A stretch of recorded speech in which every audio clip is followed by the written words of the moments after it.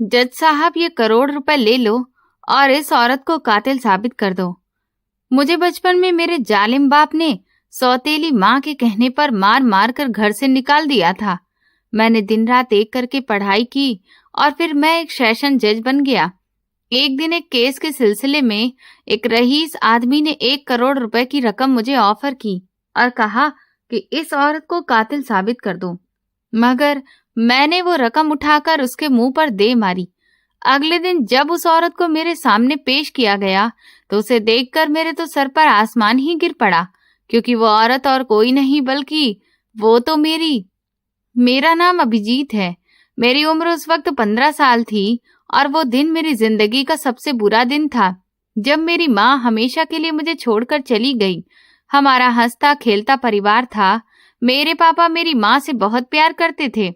मेरी माँ जब भी तैयार होती तो पापा उनके पीछे पीछे ही घूमते रहते।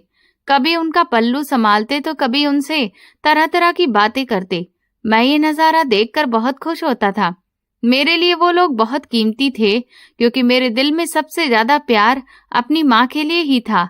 औलाद को अपने माँ या बाप में से कोई एक ही ज्यादा अच्छा लगता है, और मेरे लिए वो मेरी माँ थी। वो मेरा बहुत ख्याल रखती थी। मेरी हर छोटी छोटी बात पर वो मुस्कुरा देती थी। मैं अगर बीमार होता तो वो सारी रात मेरे पास बैठकर मेरा ख्याल रखती थी। उनके हाथों में एक अजीब सा जादू था। वो जब भी मेरे सर पर हाथ फेरती तो जैसे मेरा सारा दुख खत्म हो जाता था। वो मेरी पूरी दुनिया थी और मैं उनके बगैर अपनी जिंदगी के बारे में सपने में भी नहीं सोच सकता था। फिर एक दिन वो सीढ़ियों से गिर गईं। मैं उस वक्त घर के अंदर खेल रहा था कि तभी अचानक एक जोरदार आवाज आई। मैं भागता हुआ बाहर गया तो देखा कि मेरी माँ नीचे पड़ी हुई हैं और उनकी आंखें बंद हैं। उनके चेहरे की जो रौनक थी वो जैसे बुझ सी गई थी। मैंने जोर जोर से उन्हें बुलाना शुरू कर दिया, मगर वो मुझे कोई भी पलटकर जवाब नहीं दे रही थी। मैं सिसकने और चिल्लाने लगा। पापा भी दौड़ते हुए आए। उन्होंने माँ को गोद में उठाया और फिर रोते हुए उन्हें अस्पताल लेकर गए, लेकिन वो कभी भी वापस नहीं आई। फिर कुछ दिन बाद मेरा घर जैसे खाली हो गया था। हर दीवार पर उनकी हंसी गूंजती सुनाई देती थी, मगर वो खुद कहीं भी नहीं थी। पापा के दोस्त, रिश्तेदार, सब लोग कहते थे कि वीरेंद्र अब कभी भी खुश नहीं रह पाएंगे, क्योंकि वो अपनी पत्नी से बेपनाह प्यार करते थे। और मैं भी यही सोचता था। मैं देख रहा था कि पापा की आंखों के नीचे काले गड्ढे बन चुके थे। वो देर रात तक जागते रहते थे। उन्होंने खाना पीना भी छोड़ दिया था। हर वक्त वो बस खामोश रहते थे।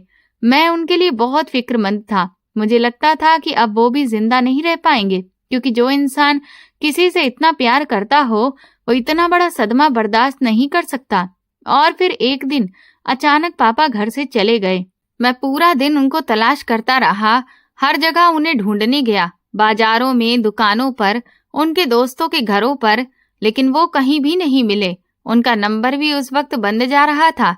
जब धीरे धीरे शाम हो गई तो मेरा दिल किसी अनजाने डर की वजह से डूबने लगा, और रात के करीब जब अचानक से घर का दरवाजा खुला तो मैं भागता हुआ बाहर गया। पापा उस वक्त वापस आ चुके थे, लेकिन अब वो अकेले नहीं थे। उनके साथ एक औरत थी जो दुल्हन के कपड़ों में सामने खड़ी थी।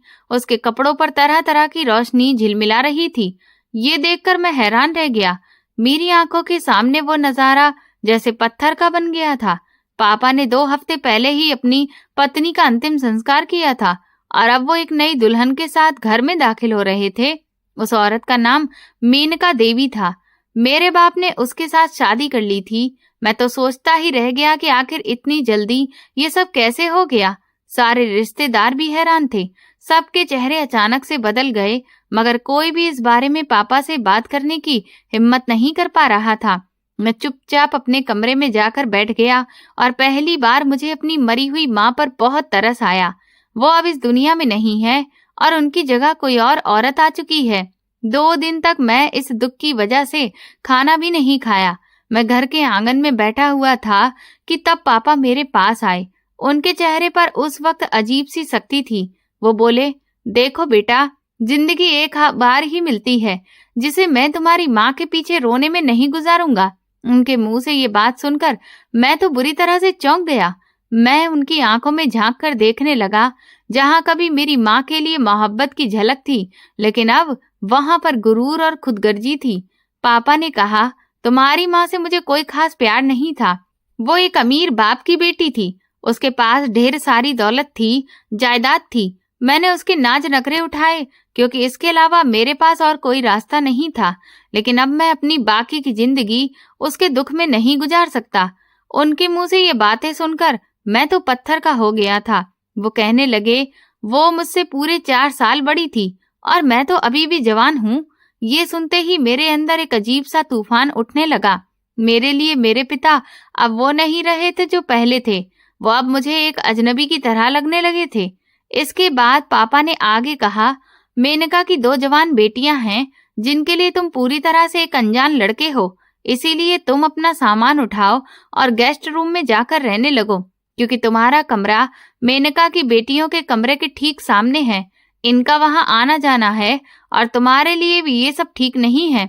जब मैंने उनकी ये बात सुनी तो मेरा दिल टूट गया था। मेरे अपने ही पिता ने मुझे मेरे ही घर से निकाल दिया। मैंने अपना बैग उठाया और गेस्ट रूम में जाकर रहने लगा। वो कमरा घर के पिछले हिस्से में था जहां कभी नौकर रुकते थे।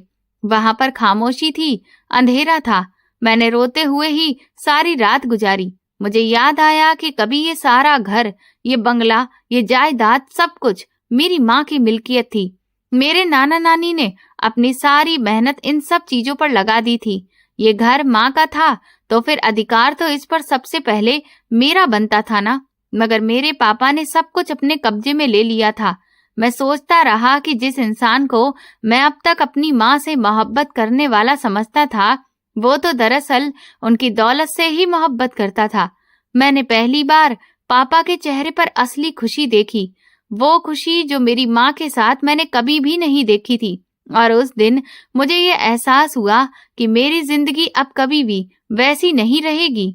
मेरी एक मौसी थी जो अकेली ही रहती थी। उनका नाम शांति मौसी था। वो मेरी माँ से उम्र में बड़ी थी, मगर शक्ल सूरत उनसे बहुत मिलती जुलती थी। उनकी बातों में नरमी थी और उनके लहजे में वही सुकून था जो मुझे अपनी माँ के पास महसूस होता था। मैं उनके घर गया तो उनके दरवाजे पर खड़ा रह गया, क्योंकि मेरा दिल उस वक्त बहुत बोझिल था। जब उन्होंने दरवाजा खोला तो मेरे चेहरे की हालत देखकर वो तुरंत ही समझ गईं कि जरूर कुछ बहुत गलत हुआ है। मैं अंदर गया तो उनके घर में खामोशी पसरी थी। उनके होठों से पहली बात यही निकली कि आजा बेटा, क्या हुआ है मेरे बच्चे को। मैंने उनके सामने बैठकर कहा, शांति मौसी, बस मुझे अब उस घर में नहीं रहना है। आज मुझे पापा ने घर से निकाल दिया है और कल वो मुझे गेस्ट रूम से भी निकाल देंगे। मैं अब आपके पास आ जाऊं? आपका भी तो कोई नहीं है ना। कम से कम आपके लिए भी एक सहारा तो हो जाएगा इस घर में। ये सुनते ही उनकी आंखों में आंसू आ गए। वो कुछ देर के लिए खामोश रही और फिर मेरे सिर पर हाथ रखकर बोली, तू मेरा सब कुछ है मेरे बेटे, लेकिन मैं अपने सहारे की वजह से तुझे कोई गलत सलाह नहीं दूंगी। वो घर तेरा अपना है और तेरा उस पर हिस्सा है, अधिकार है। वहां तेरा बाप है और वो तेरे हक का घर है। अगर तू सब कुछ छोड़कर यहाँ पर आ जाएगा तो वो जो नई औरत आई है वो अपने मकसद में कामयाब हो जाएगी। वो जीत जाएगी और फिर वो धीरे धीरे सारी चीजों पर अपना कब्जा कर लेगी। मैंने उनकी बात सुनी तो मेरा दिल थोड़ा सा मजबूत हुआ। उन्होंने सच ही कहा था। उनकी बातों में वही एहसास था जो मुझे अपनी माँ से मिला करता था। मगर फिर भी मेरा दिल खाली था, क्योंकि उस घर में मेरी कोई भी जिंदगी ही नहीं रही थी। वहां मेरे बारे में कोई सोचता ही नहीं था। मेरे लिए ना तो किसी के दिल में जगह थी और ना ही जुबान पर। फिर इसके बाद मैंने मौसी से कहा, मेरी फीस के पैसे भी अभी चुकाने हैं, मेरा एडमिशन होना है। लेकिन घर में किसी ने भी इस बारे में एक लम्हे के लिए भी नहीं सोचा है। पापा ने तो मुझे घर का नौकर ही बना दिया है। कभी मेरी सौतेली माँ मुझे आवाज देकर अपने पास बुलाती है तो कभी उसकी बेटियां मुझ पर अपना हुक्म चलाती हैं और एक लंबी सी लिस्ट पकड़ा देती हैं कि हमारे लिए ये सामान लेकर आओ। मैं भी खामोशी से जाता हूँ और उनकी बात मान लेता हूँ। जब उनका दिल करता है तो वो मुझे नीचा दिखाने के लिए मेरे सामने तरह तरह की बातें करती हैं और मेरी बेइज्जती करती हैं। कभी कहती हैं कि मेरी माँ ने उनकी जिंदगी खराब कर दी, कभी कहती हैं कि मैं मनहूस हूँ और मेरी वजह से पापा बदल गए हैं। एक दिन तो मेरी सौतेली माँ ने सारे नौकरों को अपने काम से छुट्टी दे दी। वो बोली, ये है ना अभिजीत, यही सारे काम करेगा। बाहर के काम के साथ ये घर के काम भी कर लेगा, लॉन की सफाई भी करेगा। तो फिर इसके रहते हुए नौकर रखने की क्या जरूरत है? मैं तो उनकी ये बात सुनकर हैरान रह गया, मगर झटका मुझे तब लगा जब पापा ने भी कुछ भी नहीं कहा, बल्कि उल्टा बोले, ठीक है, तुम सही कह रही हो। मैंने उनसे कहा, फिर मेरी पढ़ाई का क्या होगा? तो पापा बोले, तुझे पढ़ लिख कर आखिर करना ही क्या है? जब तू बड़ा हो जाएगा तो तुझे खुद ही हमारे सारे काम की समझ आ जाएगी और फिर मैं तुझे अपने कारोबार में साथ लगा लूंगा। मगर मेरे सपने तो कुछ और ही थे, वो सपने जो मैंने अपनी माँ के साथ बैठकर देखे थे। मेरी माँ कहती थी, अभिजीत, मैं चाहती हूँ कि तू एक बड़ा आदमी बने। जब किसी बड़ी गाड़ी से उतरे तो लोग तुझे देखकर हाथ मिलाने के लिए तरसें, और मैं हमेशा उनसे कहता था कि मैं आपका ये सपना जरूर पूरा करूंगा। लेकिन अब सब कुछ खराब हो चुका था। उस घर में मेरी कोई भी इज्जत नहीं थी, किसी को भी मेरी पढ़ाई लिखाई की कोई परवाह नहीं थी। कोई भी मेरे लिए 1 रुपए खर्च करने तक को तैयार नहीं था। मेरे लिए हमेशा बचा कुचा खाना ही रखा जाता। मैंने कई बार देखा कि सब प्लेटों से जो बचा हुआ खाना था वही मेरे कमरे में भेज दिया जाता था। मेनका आंटी एक ट्रे में वो खाना लाकर रख देती और कहती, बस यही बचा है। मेरी आंखों के सामने अक्सर वो नजारा होता जो मैं कभी नहीं देखना चाहता था। मैं अपने बाप को अपनी सौतेली बहनों के साथ खूब हंसते बोलते देखता। वो उनके लिए खूब सारे गिफ्ट्स लेकर आते, कपड़े लाते, उनके लिए बाहर से खाना मंगवाया जाता और मैं बस एक कोने में बैठा रहता। मैं सोचता कि ये वही आदमी है जो कभी मेरी माँ के कदमों में पड़ी मिट्टी को भी चूमता था। मेरा दिल ये देखकर हर रोज टूटता जा रहा था। मैं अक्सर अपनी माँ की तस्वीर के सामने बैठ जाता और खूब रोता रहता। मैं उनसे कहता, माँ, बस एक बार वापस आ जाओ, देख लो तुम्हारे जाने के बाद इस घर में क्या हो रहा है। मगर उनकी तस्वीर कभी कुछ नहीं कहती थी। मैं जानता था कि वो वापस नहीं आ सकती, लेकिन मेरा दिल फिर भी नहीं मानता था। धीरे धीरे इसी तरह से फिर 1 साल गुजर गया और फिर मेरी सेहत भी बहुत खराब रहने लगी थी, जिसके असर की वजह से मेरा चेहरा मुरझा गया और शरीर भी कमजोर हो गया। मगर किसी ने मेरी परवाह नहीं की। एक दिन जब मेरी सौतेली बहन ने मुझे अपने सामने देखा तो वो अचानक मुझे दिखाकर बड़े ही गर्व से अकड़कर चलने लगी और किसी से मेरी माँ के बारे में फोन पर बातें करने लगी थी। ये सब कुछ मैं बर्दाश्त नहीं कर सका और गुस्से में आकर मैंने उससे कहा कि ज्यादा इतराने की जरूरत नहीं है, ये घर मेरा भी है, ये सब कुछ मेरा है और वो आदमी मेरा बाप है, तुम्हारा नहीं। जिस पर वो मुझे धमकाने लगी कि अब मैं तेरी शिकायत तेरे बाप से करूंगी। तो मैंने उससे कहा कि वो बाप मेरी बात पर भरोसा करेगा, ना कि तुम्हारी बात पर। अगर कोई फैसला होगा तो मेरा बाप मेरा साथ देगा। मैंने ये बात पूरी हिम्मत के साथ कही थी, लेकिन दिल के अंदर एक डर था, क्योंकि कहीं ना कहीं मेरा दिल जानता था कि ये मेरा भ्रम है और मुझे ये एहसास हो चुका था कि शायद ये बचा हुआ भ्रम भी मेरा अब टूटने वाला है। और फिर आखिर वही बात हुई जिसका मुझे डर था। एक दिन रात के वक्त मेरी सौतेली बहन चुपके से पापा के कमरे में चली गई। उसने जाकर वहां पर रोना धोना शुरू कर दिया। उसने अपने चेहरे पर खुद ही नाखून मार लिए, जिसकी वजह से उसके गालों से खून निकलने लगा और वो चीख चीख कर कहने लगी कि अभिजीत ने मेरी इज्जत पर हाथ डालने की कोशिश की है। मैं तो उसके लिए खाना लेकर गई थी, लेकिन उसने अचानक से मेरा हाथ पकड़ लिया और कहा कि तुम मुझे बहुत अच्छी लगती हो। उसने कहा कि वो पहले भी इस तरह की हरकतें मेरे साथ कर चुका था, लेकिन तब मैं समझ नहीं पाती थी कि वो ये क्या कर रहा है।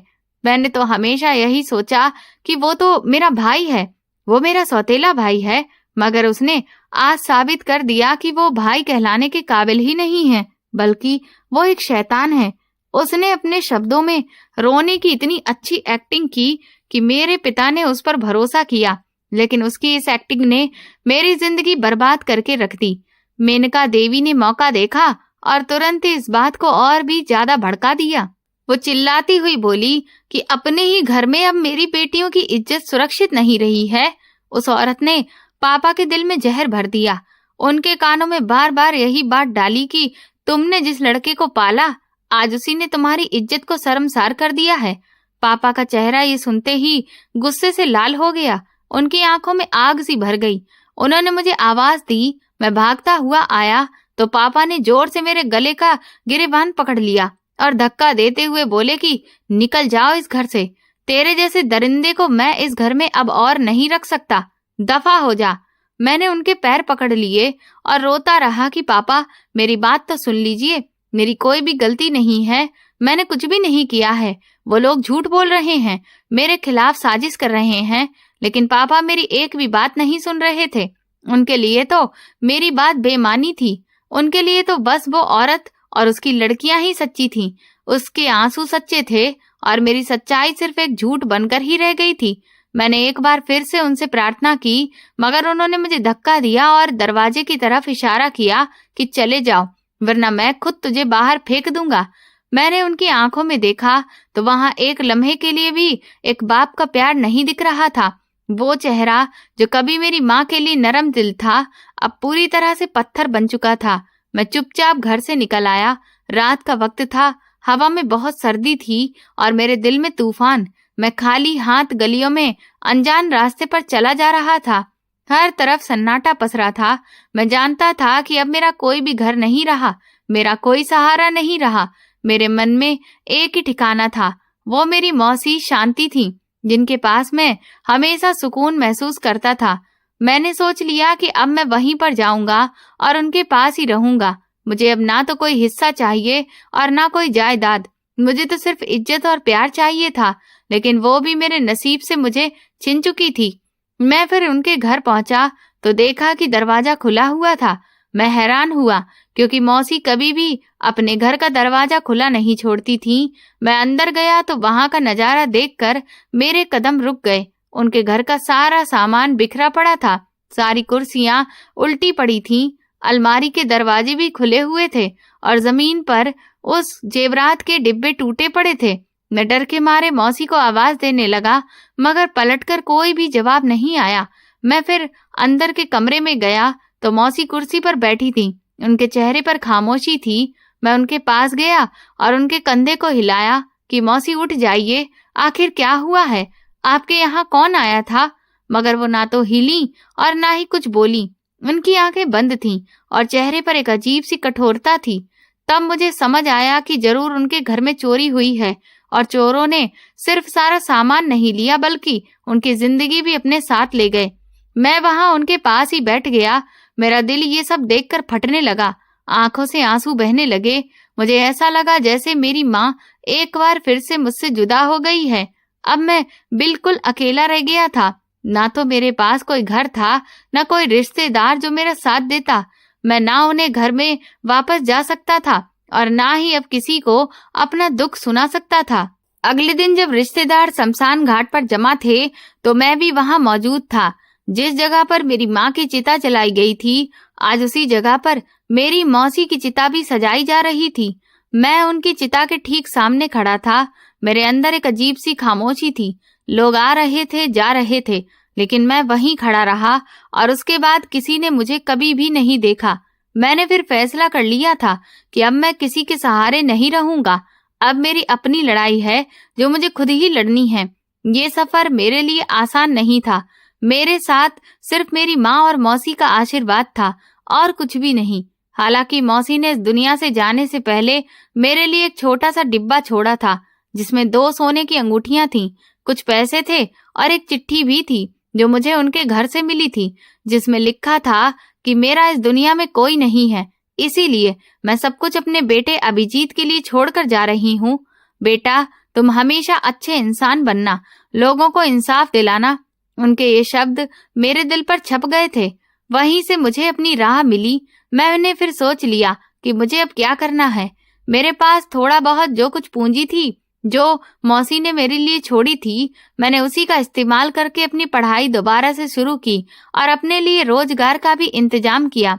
ये सफर जितना आसान लगता था उतना था नहीं, बल्कि बहुत मुश्किल था और इस सफर को झेलना मेरे लिए बहुत तकलीफों से भरा था। मगर मैं जानता था कि अगर मैं रुक गया तो मेरी माँ और मौसी दोनों की आत्मा कभी भी सुकून नहीं पा सकेगी।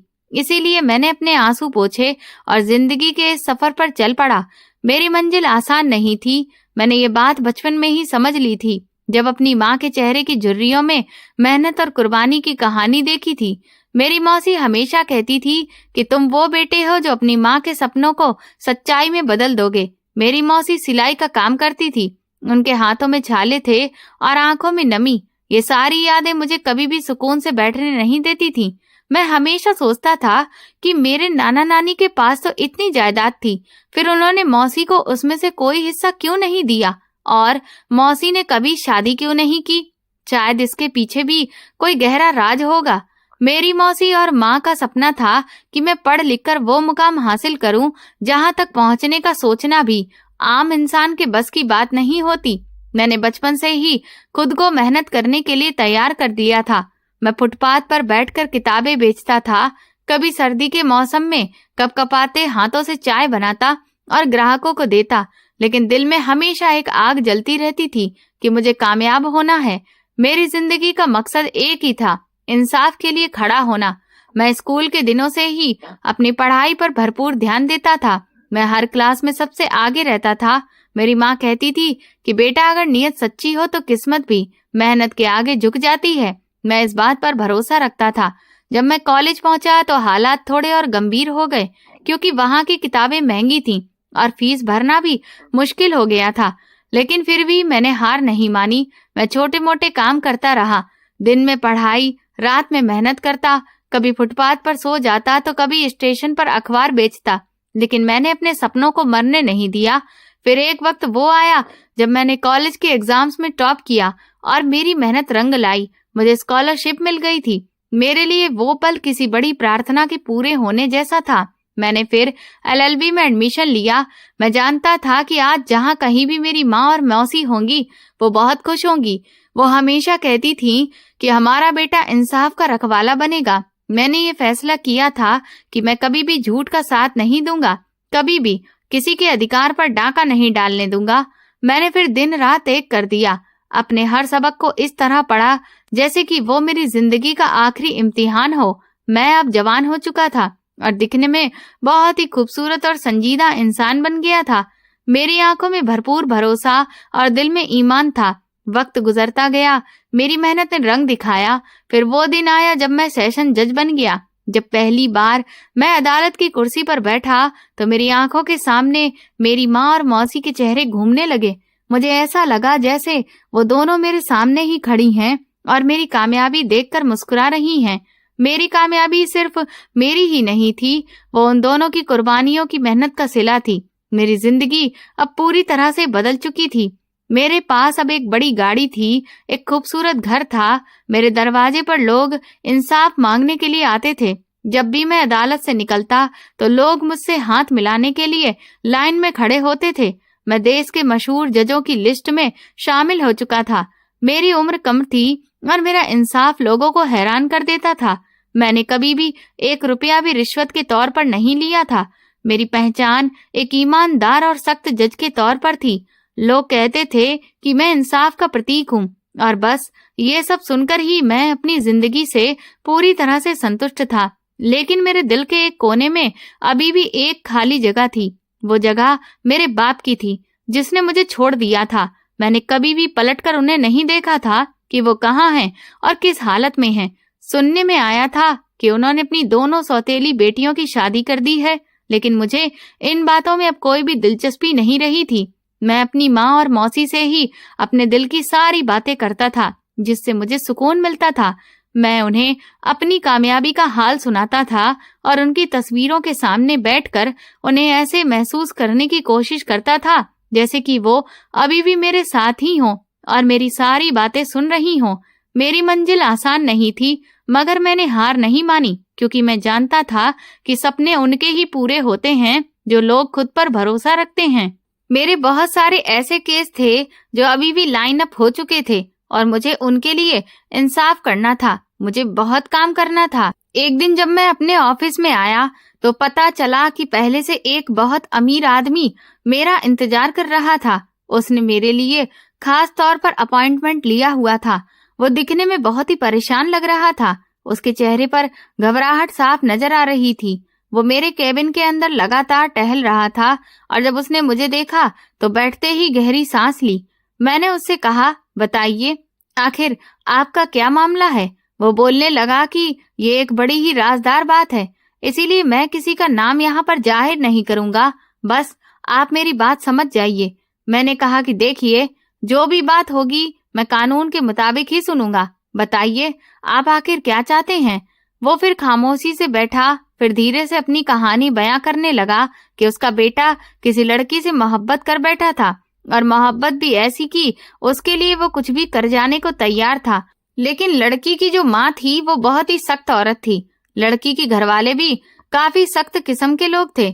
लड़की की माँ की ही वहां पर घर में हर बार चलती थी, और लड़की के बाप की हैसियत बहुत ही कमजोर थी, वो कुछ भी नहीं कर पा रहा था।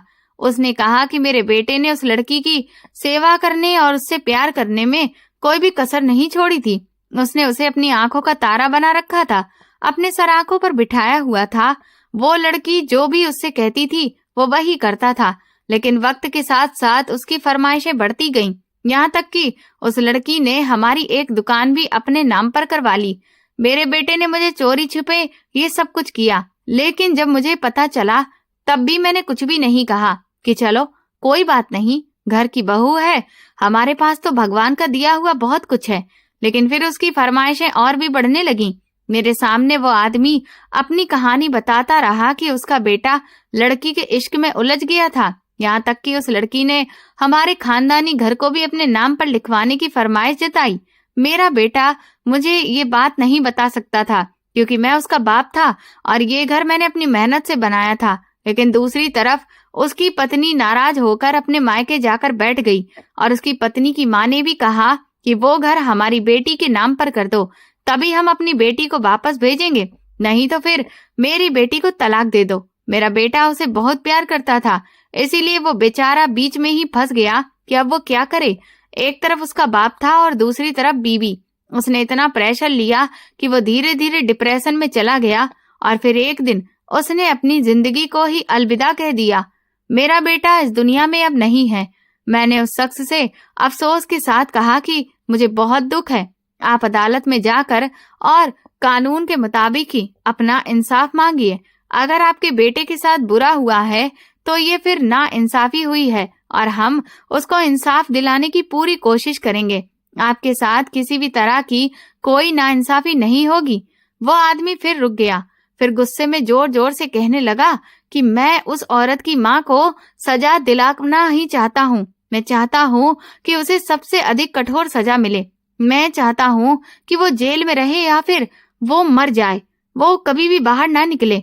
मैंने उनके लहजे में जो बदलाव महसूस किया था वो अलग ही था, और मैंने उनसे कहा कि कानून बदले के लिए नहीं बनाया गया है, वो सबूतों और गवाहों के मुताबिक ही अपना फैसला देता है। अगर ये इल्जाम साबित हुआ तो फिर सजा भी मिलेगी, और अगर इल्जाम साबित नहीं हुआ तो फिर इंसाफ का इंतजार करना पड़ेगा। मैंने उन्हें कानून की हद बताई और कहा कि औरतों के लिए भी अलग से कानून में कई चीजें दर्ज की गई हैं। वो आदमी कहने लगा कि उसे उस औरत को फांसी की सजा ही दी जाए, जबकि मैंने उन्हें समझाने की कोशिश की कि भारत का कानून किसी भी औरत को एकदम से फांसी की सजा नहीं सुनाता है। अगर औरत ने कोई बहुत ही संगीन जुर्म भी किया है तो भी उसे उम्र कैद की सजा ही सुनाई जाती है। लेकिन कुछ ऐसे जुर्म होते हैं जो इतने ज्यादा संगीन होते हैं कि केस में औरतों को भी कठोर सजा दी जा सकती है। अगर ऐसा कोई मामला हुआ तो कानून फिर अपने हिसाब से चलेगा, आपके हिसाब से नहीं। वो पहले भी मुझसे पैसों की बात कर चुका था और उसके पास एक ब्रीफ केस भी था जिसमें जरूर पैसे ही थे। उसने उसी टाइम पर मुझसे पैसे का जिक्र किया। मैंने उसकी बात काट दी, लेकिन अब वो कुछ सोचने लगा और फिर एक बार उसने पैसों का जिक्र फिर किया और कहा कि मैं आपको 1 करोड़ रुपए दूंगा। उसने मेरा ध्यान खींचने के लिए ही रकम का जिक्र किया। मैंने तुरंत उसके हाथ पीछे हटा दिए और कहा कि देखिए, कोई भी रकम मुझे आकर्षित नहीं कर सकती। मैं किसी भी कीमत पर कानून को नहीं बेचूंगा। मैंने उसे समझाया कि अगर वो औरत गुनाहगार है तो कानूनी तौर पर उसको सजा मिलेगी, और अगर वो बेकसूर है तो फिर हमें उसका हक वापस करना ही होगा। मैंने कहा कि रिश्वत कभी भी मेरे उसूलों में शामिल नहीं हो सकती। उसने कहा, अभिजीत साहब, हम आपके इंसाफ से अच्छी तरह से वाकिफ हैं, तभी तो हम आपके पास आए हैं। मेरा तो अब इस केस में कुछ भी नहीं है। ये केस दूसरी पार्टी का है, क्योंकि जैसे कि मेरे बेटे के साथ हुआ है वैसे ही दूसरी पार्टी के साथ भी यही हाल है, क्योंकि ये औरत अपनी बेटियों का इस्तेमाल करके इसी तरह जवान लड़कों को मानसिक बेवकूफ बना रही है। और फिर उसने कहा कि अगर आपने इंसाफ नहीं किया तो आपको भी भगवान के सामने जवाब देना पड़ेगा, क्योंकि वो औरत गलत है। अगले दिन बाकी अदालत में एक बड़ा मुकदमा शुरू हुआ, जिसमें उस औरत पर अपने दामाद को मौत के लिए मजबूर करने का इल्जाम लगाया गया था। इल्जाम इतना संगीन था कि जनता की दिलचस्पी इस केस में बहुत बढ़ गई थी। मीडिया ने रिपोर्ट देना शुरू कर दी थी। मेरे चैम्बर में कई कागजात आए तो मैं थोड़ा उन्हें ज्यादा ध्यान से पढ़ने लगा। सारे रिकॉर्ड्स को देखा, गवाहों के बयान इकट्ठे किए और अलग अलग तरह के सबूतों का मुआयना किया। गवाह कहते थे कि बहू को तो सिर्फ इस्तेमाल किया गया है, ये सब कुछ उसकी माँ ने किया है, उसने हमारे बेटे का ब्रेन वॉश किया है, उसको सजा दी जाए। ये सारे पॉइंट्स थे जो उन लोगों के थे। अभी तक उस औरत को पेश नहीं किया गया था, क्योंकि कानून में अब काफी सारे बदलाव आ चुके थे। अब जो मुजरिम होता है उसका सिर्फ एक ही सेशन होता है, इसी में वो सामने आता है। अगर बाकी लोगों के सामने उसे पेश ना भी किया जाए तो उसे कोई फर्क नहीं पड़ता, सिर्फ जज और वकील के सामने ही उसे जाना होता है। मैंने अदालत में सारे रिकॉर्ड्स को खंगाला, हर गवाह से कठोरता से सवाल किया, हर ऐसी बात जो इल्जाम साबित कर सकती थी उसकी पड़ताल मैंने खुद करवाई। मैंने सबूतों की भी और ज्यादा अच्छे से जांच कराई। जो भी रिपोर्ट थी उनका गहराई से जायजा लिया और जिनकी भी मौत हुई थी उनकी असली मौत की वजह पर भी मैंने ज्यादा जोर दिया। ये मेरा फर्ज था कि मैं जज्बात से नहीं बल्कि कानून के मुताबिक चलूं, लेकिन इस सारी प्रक्रिया में मुझे उस बूढ़े आदमी की बातें जरूर याद आ रही थी। ऐसा बिल्कुल हो सकता है कि अगर एक मर्द एक औरत पर इतना प्रेशर डालता है कि उसे मानसिक रोगी बना देता है, जिस वजह से वो औरत कोई भी हरकत कर गुजरती है, तो ऐसी बातों को हमारा समाज तुरंत ही मान जाता है। इसी तरह एक औरत भी ऐसा कर सकती है। मैंने अदालत के मामलों के दौरान अपने अधिकारों से उठकर मामलों की जांच पड़ताल करने में कभी भी हिचकिचाहट महसूस नहीं की। मुझे अच्छे से पता था कि जनता और जो ताकतवर लोग हैं वे दबाव डाल सकते हैं। मुझे पता था कि किसी ताकतवर आदमी की तरफ से भी दबाव आएगा। मैंने पहले ही फैसला कर रखा था कि मुझे कानून के नियमों के हिसाब के अलावा और कुछ नहीं देखना है। कई ऐसे मीडिया हाउस के लोग भी थे जो मुझे लगातार घेरे रखते थे। इस सब केस में एक रिकॉर्ड ऐसा था जो अधूरा था। एक गवाह जो डर से बोला था और दूसरी तरफ एक परेशान, आंखों में जलती आग लेकर अदालत में आया था। ये वो नजारा था जहां इंसाफ की कसौटी आजमाई जा रही थी। मैंने अपनी टीम को भी हिदायत दी कि हर गवाह की असली हैसियत और सच्चाई सामने लाई जाए। मैंने कहा कि इल्जाम सबूतों से साबित होगा तो सजा दी जाएगी, और अगर सबूत कमजोर होंगे तो हमें जिम्मेदारी के साथ ही फैसला करना होगा, ताकि किसी मासूम की जान या आजादी बेकार ना जाए। मैं अदालत की कुर्सी पर बैठा रहा और दिल में एक अजीब तरह की हलचल और डर था। हलचल इसलिए कि मैंने अपने ज़मीर को साफ रखा हुआ था, डर इसलिए कि मैं जानता था इंसाफ का रास्ता आसान नहीं होता और ताकतवर लोग हमेशा सच्चाई को तोड़ने मरोड़ने की कोशिश करते हैं। ये वो जंग थी जो मैंने अपने आप से पहले ही जीती थी और फिर जनता के सामने जीत कर दिखानी थी। अगले दिन उस औरत को पेश किया जाना था। उसके बयान की कॉपी भी मुझे दे दी गई थी और मेरा फैसला यही था कि मैं उसी दिन आखिरी फैसला सुनाऊंगा। और फिर वो दिन आ गया। जब उस औरत को मेरे सामने पेश किया गया तो मैं उसे देखकर हैरान रह गया, क्योंकि जो नाम मुझे उसका पहले बताया गया था, मैं उस औरत को उसके उस नाम से नहीं जानता था। जो औरत मेरे सामने खड़ी थी उस वक्त मुजरिम बनकर वो कोई और नहीं बल्कि मेरे बाप की दूसरी बीबी और मेरी सौतेली माँ मेनका देवी थी। मगर रिकॉर्ड और पहचान पत्र में उसका नाम मनोरमा देवी था, और ये खुलासा मेरे दिल में कई सवाल पैदा कर गया। फिर मुझे बताया गया कि ये औरत जवानी में भी 2-3 घर बर्बाद कर चुकी है और उसने 2-3 मर्दों से शादियां की थी और हर बार एक नया घर छोड़कर गई थी।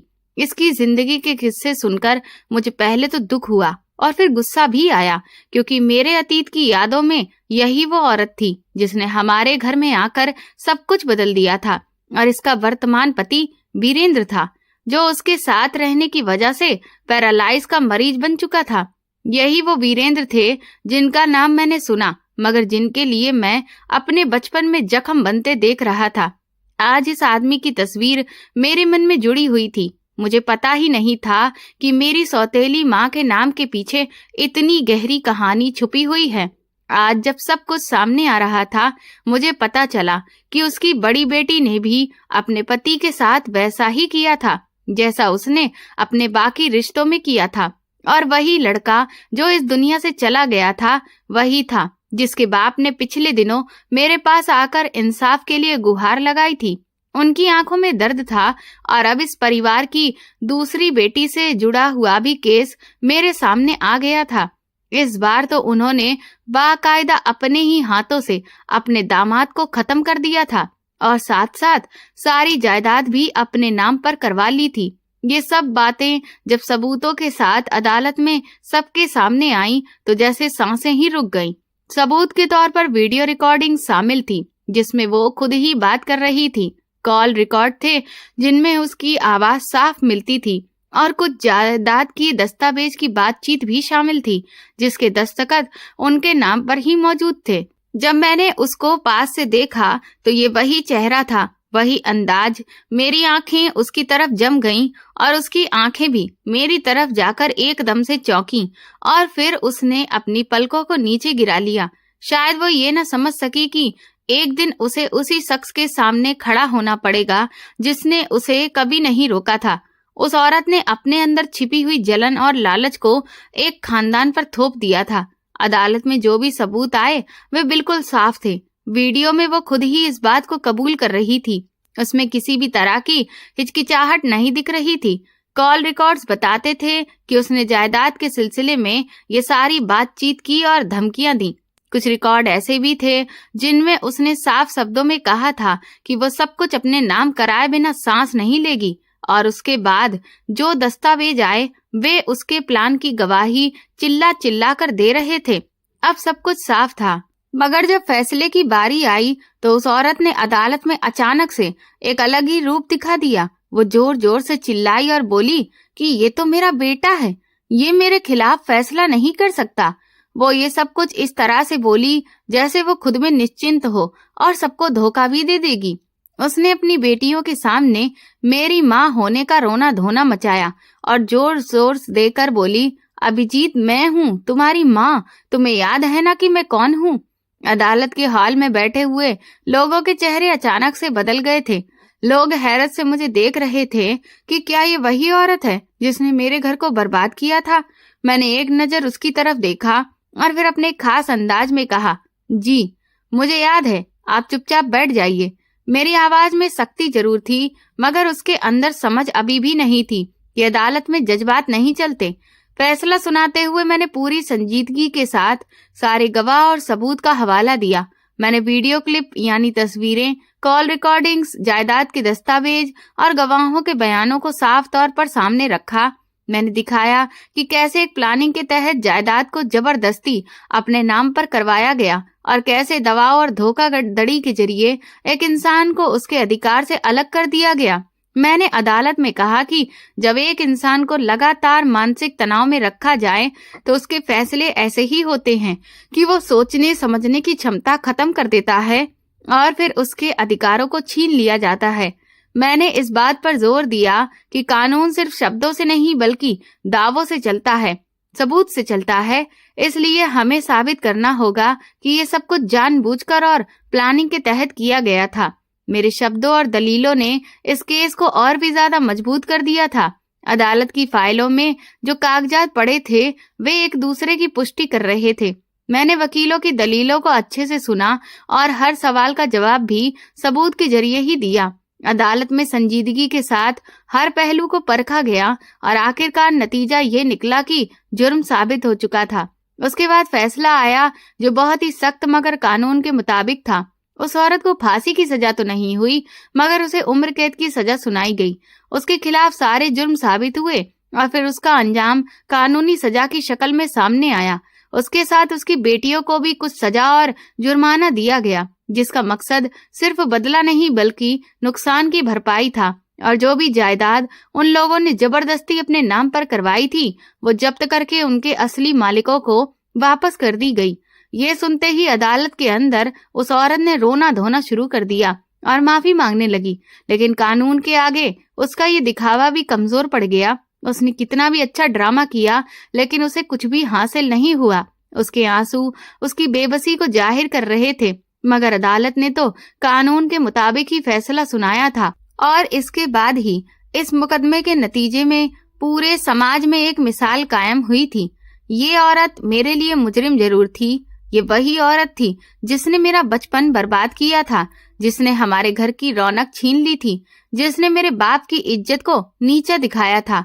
मगर भगवान गवाह है कि मैंने उससे बदला नहीं लिया, मैंने इंसाफ किया। मैंने अपना पर्सनल गुस्सा इंसाफ के तराजू पर नहीं रखा। मैंने कानून का रास्ता अपनाया और यही मेरे लिए गर्व की बात थी। मैंने कई बार सोचा भी कि अगर मैंने पर्सनल रास्ता चुना होता तो शायद इसके परिणाम और भी ज्यादा गंभीर हो सकते थे, मगर मैंने अदालत को अपना हक अदा करने का फैसला दिया। फैसले के बाद जब जायदाद जब्त हुई और असली मालिकों को वापस की गई तो फिर मुझे एक नया एहसास हुआ कि इंसाफ सिर्फ सजा देना ही नहीं है बल्कि नुकसान की भरपाई करना भी है। जो लोग अपनी मेहनत से चीजों को खो बैठते हैं उनके हक में ये वापसी एक तरह का सुकून लेकर आती है। मेरे अंदर एक सुकून पैदा हुआ। मैंने अपने दिल में ये ठंडक महसूस की कि मैंने वो काम किया है जो मुझे सिखाया गया था। मैंने इंसाफ को सबसे ऊपर रखा। मैंने अपनी माँ और मौसी के भरोसे को कायम रखा। ये फैसला मेरे लिए पर्सनल जीत से बढ़कर एक फर्ज को पूरा करने जैसा था। लोगों ने भी मेरे इस फैसले पर अपनी खुशी जाहिर की और कई लोग सुकून की सांस लेते हुए दिखे। लेकिन सबसे खास बात यही थी कि कानून ने अपने नियमों के मुताबिक ही कदम उठाया और जिस पर जुल्म हुआ उसे उसका अधिकार दिया। मुझे उस दिन लगा कि मेरी मेहनत बेकार नहीं गई। घर लौटकर मैंने अपनी माँ और मौसी की तस्वीर के सामने बैठकर उन्हें सब कुछ ऐसे सुनाया जैसे कि वे अभी भी मुझे सुन पा रही हों।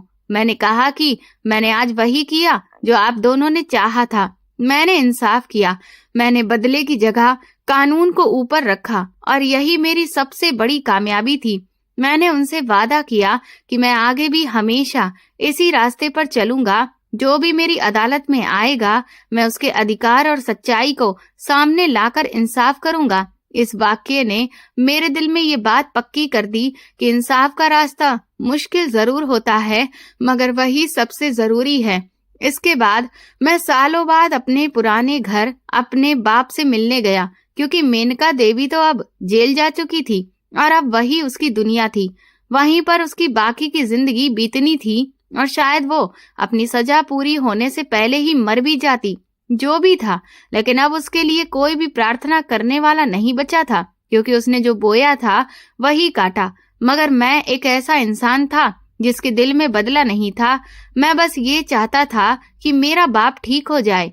जब मैं उस घर के दरवाजे पर पहुंचा जहां कभी मैंने अपना बचपन गुजारा था तो मेरा दिल अचानक से कांप गया। ये वही दीवारें, वही दरवाजे थे, लेकिन अब उन पर एक अजीब सी खामोशी पसरी थी, जैसे यहाँ सब कुछ मर गया हो। जब मैं अंदर गया तो मेरी सौतेली बहनें भी बैठी थीं।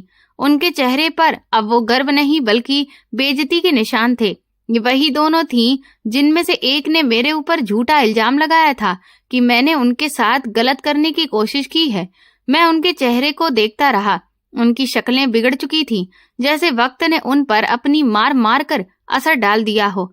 एक पल के लिए तो मुझे उन पर तरस आया, मगर फिर दिल ने कहा कि ये तो वही हैं जिन्होंने मेरा सब कुछ छीन लिया। उन्होंने मेरे ही बाप को मेरे खिलाफ किया। फिर एक बहन गुस्से में मुझसे बोली कि ये घर हमारा है, तुम्हारे बाप ने ये मकान हमारे नाम कर दिया है, तो तुम्हारा अब यहाँ पर आने का कोई भी अधिकार नहीं है। मैंने नरमी से कहा, ठीक है, रख लो ये घर, ये तुम्हारा ही है। मुझे वैसे भी इसकी जरूरत नहीं, मैं तो सिर्फ अपने बाप को लेने आया हूँ, क्योंकि मेरा बस उन पर ही हक है और तुम लोग अपना अंजाम भुगत चुकी हो। मैं फिर अपने बाप की तरफ देखने लगा। उनकी आंखों में आंसू थे। वो शर्मिंदगी से सर झुकाए थे और बोलने की कोशिश कर रहे थे, लेकिन शब्द मुंह से नहीं निकल रहे थे।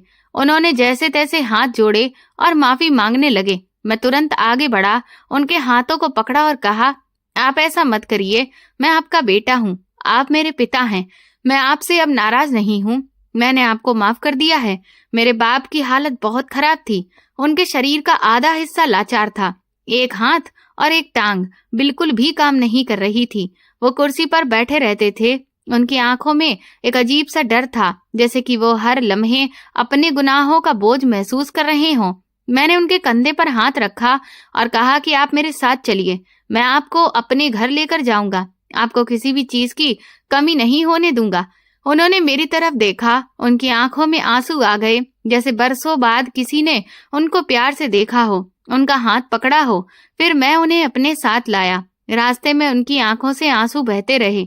वो बार बार लड़खड़ाकर कहते रहे कि बेटा, मैं बहुत बुरा इंसान हूँ, मैंने तुम्हारे साथ बहुत गलत किया। मैंने कहा, नहीं पापा, ये सब कहने का वक्त तो अब निकल चुका है, अब आप आराम करिए, मैं आपको अकेला नहीं छोड़ूंगा।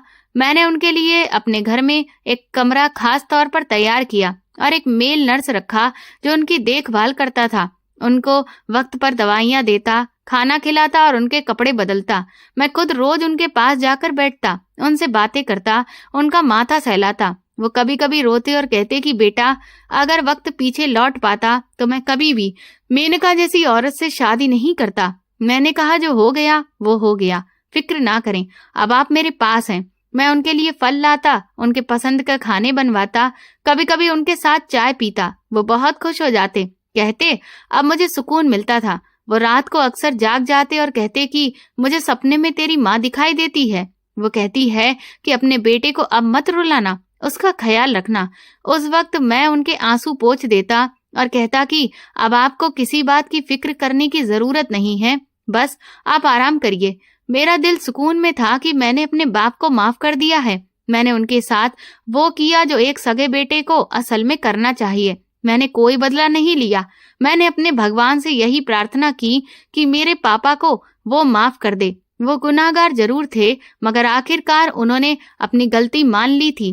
कभी कभी मैं सोचता था कि अगर मैं भी उनके साथ वही करता जो उन्होंने मेरे साथ किया, तो मैं भी फिर उनके जैसा ही बन जाता, और शायद तब मुझे ये सुकून नहीं मिलता जो आज मैं महसूस कर रहा हूँ। मुझे खुशी है कि मैंने इंसाफ को महत्व दिया, बदले को नहीं चुना, क्योंकि बदला तो दिल को कलंकित कर देता है, लेकिन माफी दिल को सुकून से भर देती है। अब मेरे घर में शांति थी, मेरे पास मेरे पिता थे और मैं उनका सहारा था। वो मेरे लिए किसी बच्चे की तरह बन गए थे। मैं उनको वो प्यार देने लगा जो कभी मुझे नहीं मिला। अब वो बहुत खुश रहते थे और ये देखकर मुझे भी अच्छा लगता था। मैंने अपनी जिंदगी में पहली बार ये जाना कि असली खुशी बदले में नहीं बल्कि माफी में है, और शायद इसीलिए भगवान ने मुझे ये मौका दिया कि मैं अपने बाप का सहारा बनूं, जिन्होंने मुझे एक वक्त में ठुकरा दिया था, लेकिन मैंने उनके लिए अपने दिल के दरवाजे हमेशा के लिए खुले रखे थे। अब वो मेरे साथ हैं और यही मेरी सबसे बड़ी कामयाबी है।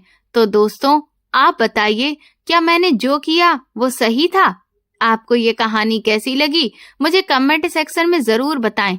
मेरे चैनल को सब्सक्राइब कर वीडियो को लाइक कर दें और वीडियो को हाइप भी दें, और ऐसी और भी रोमांचक कहानियां सुनने के लिए मेरे चैनल के साथ बने रहें। ये पूरी कहानी काल्पनिक है, इसका किसी भी व्यक्ति, स्थान या वास्तविक घटना से कोई संबंध नहीं है। इसका उद्देश्य केवल मनोरंजन, शिक्षा और सस्पेंस आधारित कहानी को प्रस्तुत करना है। धन्यवाद।